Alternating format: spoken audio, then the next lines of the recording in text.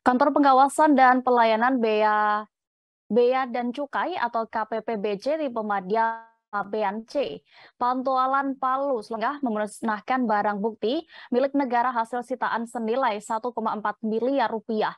Bukti terdiri dari barang kena cukai hasil tembakau atau BKC HT alias rokok ilegal mencapai 1 juta batang. Selain itu juga hasil pengolahan minuman beralkohol atau MMA ilegal sebanyak 416 botol. Laporan lengkapnya akan disampaikan rekan Alan Syahrir, reporter dari Tribun Palu yang sudah bergabung bersama kami. Silakan rekan. Baik, rekan Dea, menurut keterangan dari Kepala KPPBC di Pemadya Bean C Pantoloan, Wasis Pramono mengatakan pemusnahan barang yang jadi milik negara yang akan dimusnahkan ini merupakan hasil penindakan di bidang cukai selama periode tahun 2021 kemarin dan telah memperoleh persetujuan dari Menteri Keuangan melalui Direktur Pengelolaan Kekayaan Negara pada Direktorat Jenderal Kekayaan Negara untuk memusnahkan berdasarkan surat persetujuan nomor S/109-M/6-KN-4/2022 per tanggal 3 Oktober 2022 kemarin. Kemudian karena sejumlah barang ilegal tersebut memiliki karakteristik yang konsumsinya perlu untuk dikendalikan dan peredarannya perlu diawasi serta konsumsinya yang dapat menimbulkan dampak negatif pada masyarakat. Olehnya menurut Wasis Pramono perlu dilakukan pemusnahan dengan cara dibakar dan dihancurkan.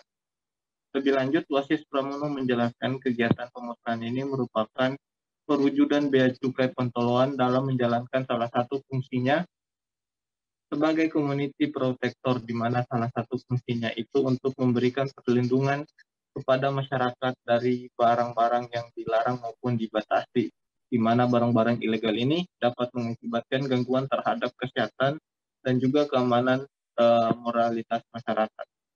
Menurut penuturan Wasis Pramono kepada media, para pelaku penyelundupan barang ilegal ini banyak menggunakan jasa pengiriman barang, di mana barang-barang tersebut tidak memiliki alamat tujuan dan pengirimnya tidak dapat diketahui, sehingga sulit bagi pegawai Bea Cukai Pantoloan untuk menemukan siapa pelakunya.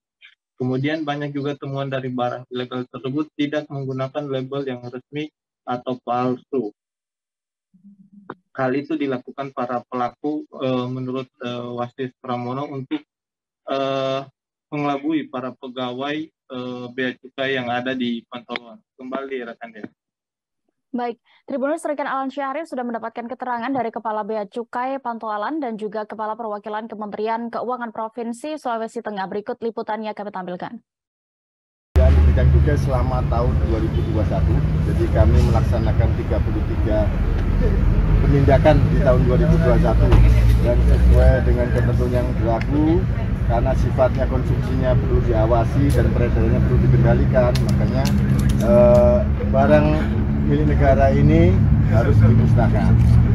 Barang bukti ini apakah pada saat masuk di pintu dari pelabuhan atau disita atau sudah berada di barang-barang ini kami peroleh dari rata-rata modusnya dari melalui kiriman, usaha kiriman yang tentunya mereka sudah familiar dengan tidak diketahui pengirim maupun penerima barangnya. Oleh karena itu tidak memenuhi unsur-unsur untuk dilanjutkan sebagai penyidikan, makanya kami tetapkan sebagai barang milik negara seperti ini.